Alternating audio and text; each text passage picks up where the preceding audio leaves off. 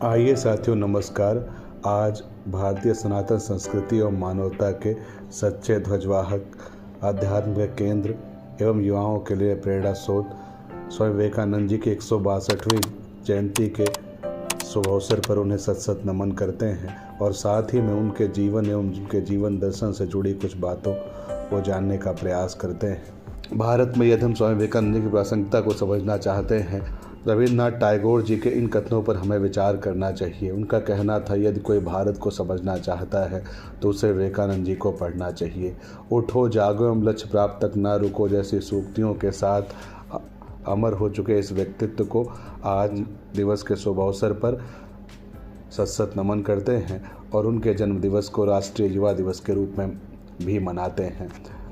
विवेकानंद जी का जन्म 12 जनवरी 1863 ईस्वी में कलकत्ता में हुआ था। विवेकानंद जी का वास्तविक नाम नरेंद्रनाथ दत्त था और वे कलकत्ता विश्वविद्यालय से स्नातक थे। वे आध्यात्मिक जिज्ञासा से रामकृष्ण परमहंस जी के संपर्क में आए और उनसे प्रभावित होकर उनके शिष्य बन गए।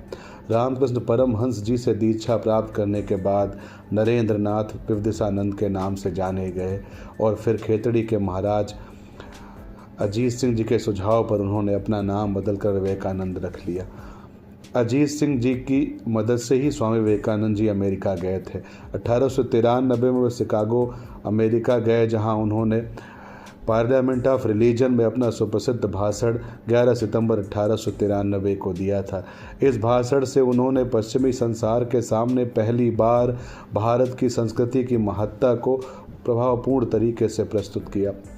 इनके इस भाषण पर न्यूयॉर्क हेराल्ड समाचार पत्र ने लिखा कि उनको सुनने के बाद लगता है कि भारत जैसे ज्ञान संपन्न देश में अपने धर्म प्रचारक भेजना कितना मूर्खतापूर्ण कार्य है। स्वदेश लौटने पर उन्होंने 1897 में रामकृष्ण मिशन की स्थापना वेल्यूर मठ कलकत्ता में की। रामकृष्ण मिशन का पंजीकरण सोसाइटी रजिस्ट्रेशन एक्ट के तहत 4 मई 1919 को हुआ।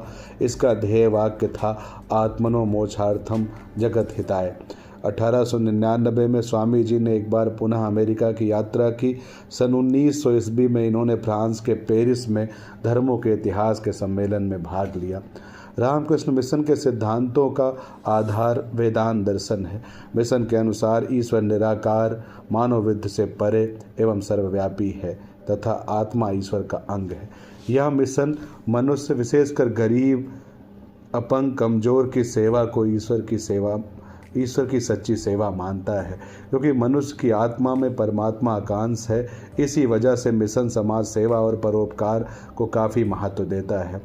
स्वामी जी ने हिंदुओं के कर्मकांड एवं जातीय भेदभाव की भी भर्त्सना की और स्वतंत्रता, समानता एवं स्वतंत्र चिंतन का उपदेश दिया। धार्मिक सौहार्द के बारे में 1898 में हमारी अपनी मातृभूमि के लिए 2 महान प्रणालियों, हिंदू धर्म और इस्लाम धर्म का संगम ही एकमात्र आशा है शीर्षक लेख में उन्होंने भारतीयों को इस बात के लिए भी आलोचना की कि वे बाकी संसार से संपर्क खो चुके हैं और गतिहीन और जड़ हो गए हैं। विवेकानंद जी अपने गुरु की ही तरह मानवतावादी थे, जो भारत के पिछड़ेपन, पतन एवं गरीबी से अत्यंत दुखी थे। इन्होंने लिखा, एकमात्र भगवान जिसमें मैं विश्वास करता हूँ वह है सभी आत्माओं का कुछ योग और सबसे पहले मेरे भगवान सभी जातियों के कुष्ठ पीड़ित दरिद्र हैं। संदर्भ में शिक्षित भारतीयों को संबोधित करते हुए उन्होंने कहा, जब तक करोड़ों लोग भूख और अज्ञान से पीड़ित हैं, तब तक मैं उस व्यक्ति को देशद्रोही समझूंगा जो उनके खर्च से शिक्षित बनकर उनके प्रति तनिक भी ध्यान नहीं देते। मैं समाजवादी हूँ। ज्ञान योग, कर्म योग, राजयोग नामक पुस्तकें भी स्वामी जी ने लिखी। इसके अतिरिक्त प्रबुद्ध भारत अंग्रेजी में और उद्बोधन बंगाली में नामक समाचार पत्रों का भी स्वामी जी ने संपादन किया। सुभाष चंद्र बोस जी ने इन्हें राष्ट्रीय आंदोलन का आध्यात्मिक पिता भी कहा। इन सब अच्छाइयों के बावजूद रामकृष्ण मिशन कभी भी बहुत लोकप्रिय नहीं हो पाया। आम आदमी के लिए, जनमानस के लिए इसकी बोझिल बौद्धिकता शायद इसके प्रसार में आड़े आ गई।